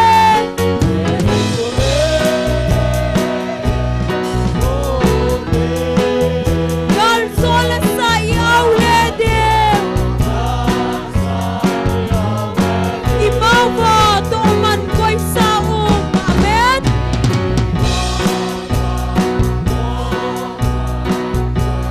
manaw de ki pa man su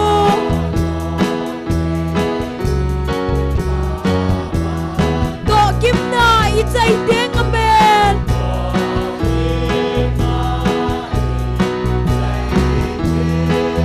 lo pi ta chui mu dem van ko min hun deng ule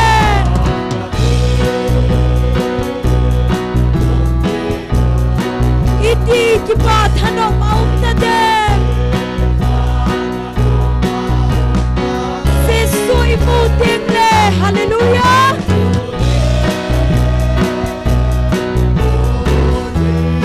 gal sol sa yaw le dem song man dam kot pi hon deng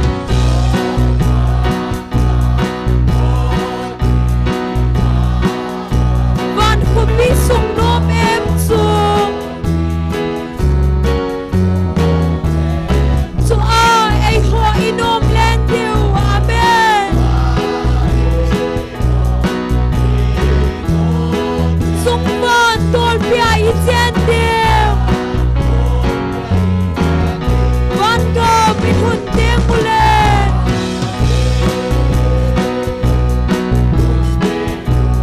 iti ki pa thano maum ta dem se sui mu ding le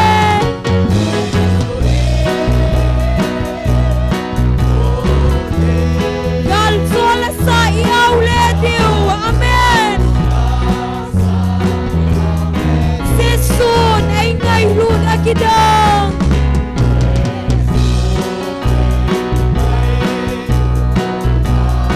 lấy xin mi hem te ding en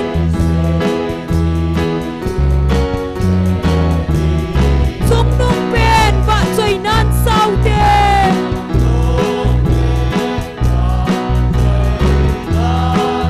sau hi te ama choi lo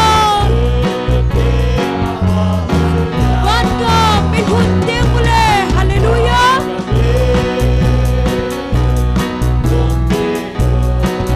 iti ki pa thano maum ta de se sui mu ding le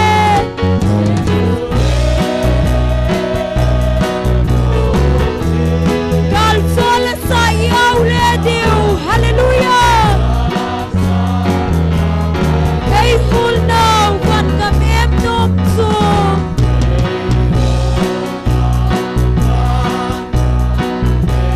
Itian na di mua hi, amen.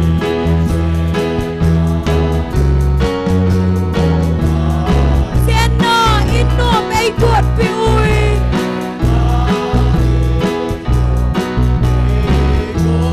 Tun so na sul dalaw ding, amen. Van go min hun ding ule.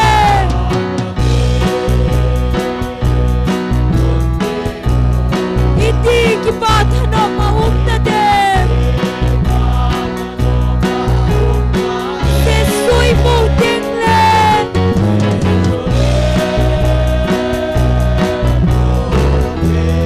gal sol sa yaw le diu hallelujah imaw ba to man koi sa mayen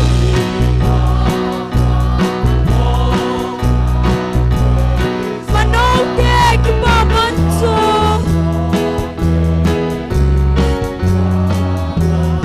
to kim na i chai deng amen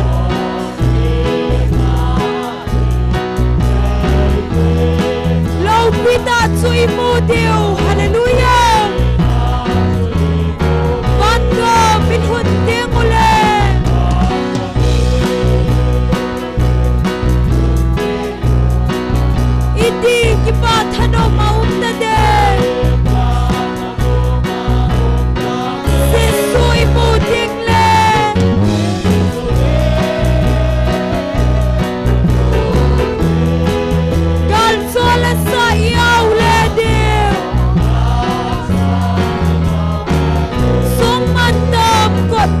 hunting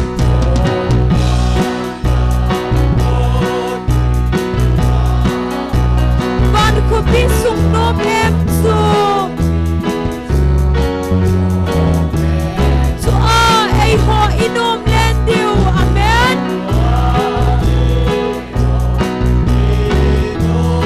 Sung pa tol pia itian diu Van ko min hunting ule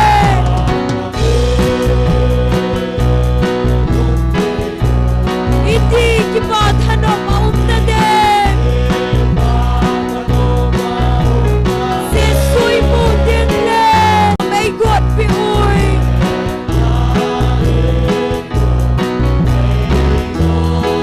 Dun sot at sul dalaw din amen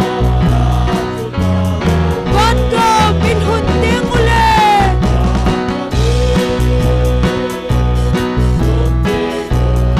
Iti kipat hanok maum na din Sisui mo din len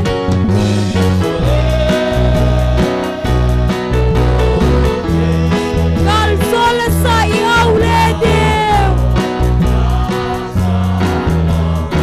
Ibawa to man ko'y saom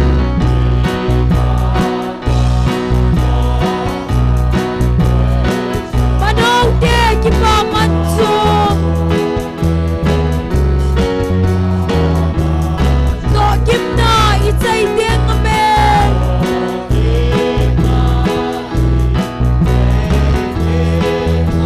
Law pita tsui mo lim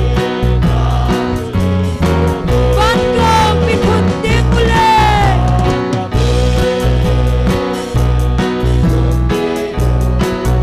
Iti kipat hanok maum na din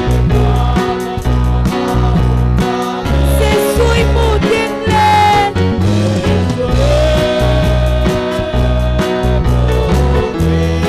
Kalsola sa iaw lediw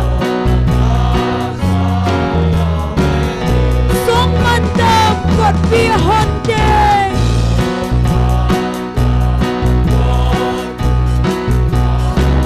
Van ko bisung nom em sung So ay ho inom len diw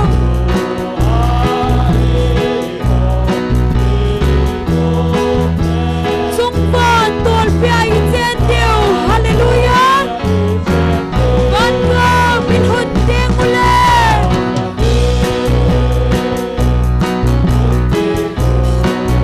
Iti kipat hanok maum na din Sisui mo din len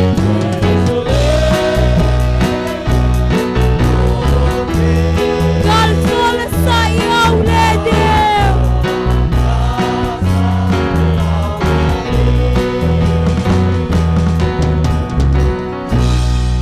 Hallelujah Pagaya pai Pat zau sen Chung van mun no makun that sa ten la sa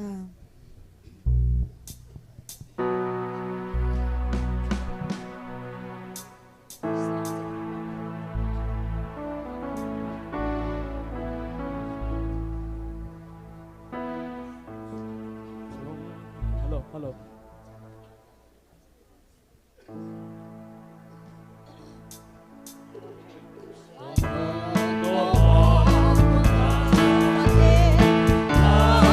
Aleluya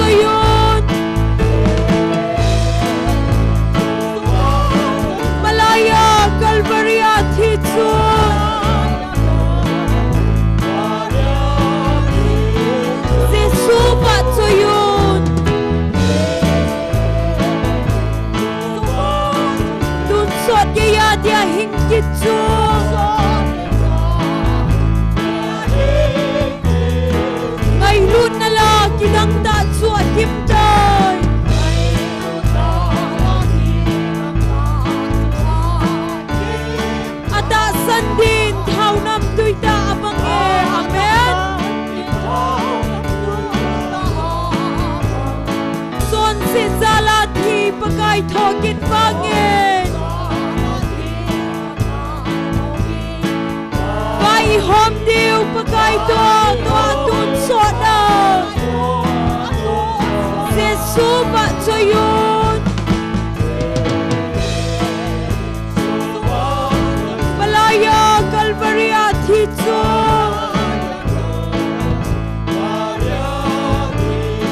Jesu ba choyun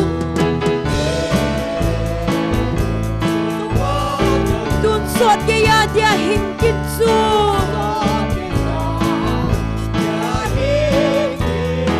Kial ngoi no thi sana kisil ngim lau chu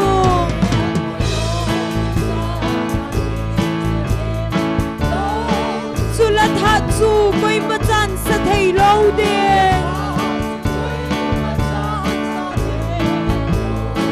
Se ta ko nei hat ba vi nei sil ngim ton Tun ki pala lo pi sa pandau hite Jesu ba choyun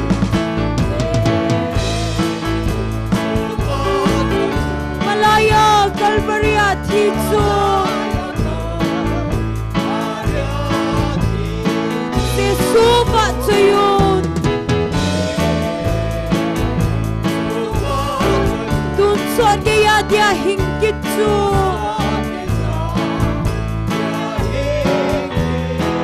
Sung van mun no makun hat sa den lasa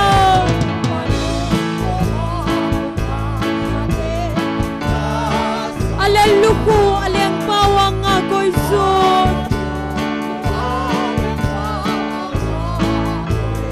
Leise lung don lung sina hel naven Bitheng hat sa den ki pala asaven Jesu ba choyun amen Malaya Calvary athichu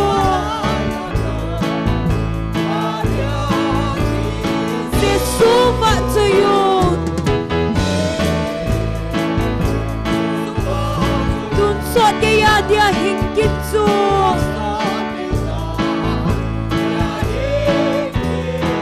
Ngai run na la kidang ta chu athim tai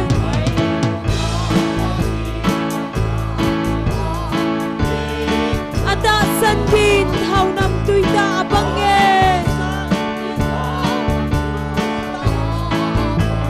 Chon sit zala thi pakai thokin bange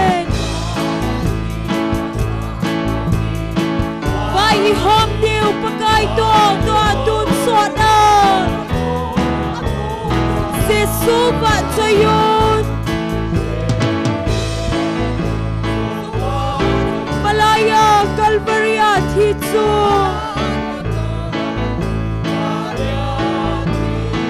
Jesu ba choyun tun sot ke ya dia hingkit chu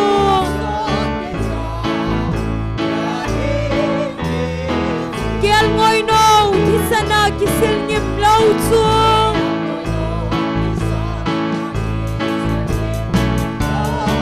Sulat ha chu koi machan sa thei lau de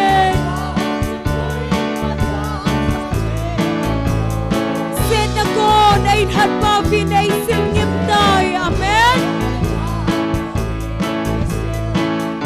Tun ki pala lo pi sa pandau hite Jesu ba choyun Malaya Calvary athichu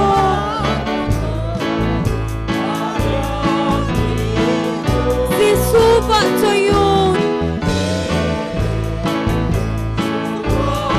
tun sot ke ya dia hingkit chu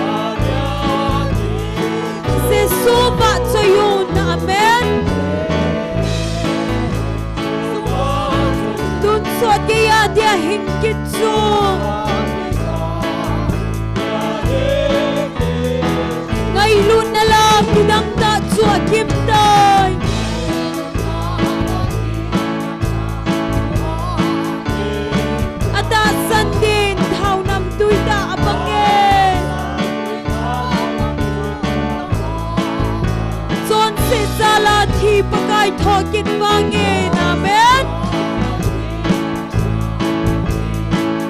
Vai hom diu pakai to tun sot la. Giêsu vạ cho yun. Malaya Calvary at hitsun. Giêsu vạ cho yun. Tun sot kaya dia hingkit su.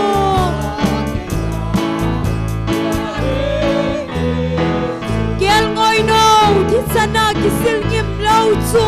Amen. Sulat hat chu kai ma chan sa thei lâu den. Se na kon ai hat ba vin ai sil ngim tai a hey. Tun ki pala lâu pi sa pantau hinde. Hallelujah. Giêsu vạ cho yun. Malaya Calvary at hitsun. Giêsu vạ cho yun.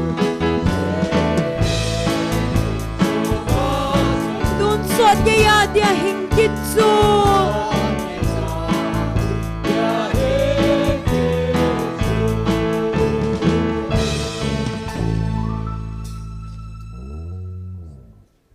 Olo pipen. Hallelujah.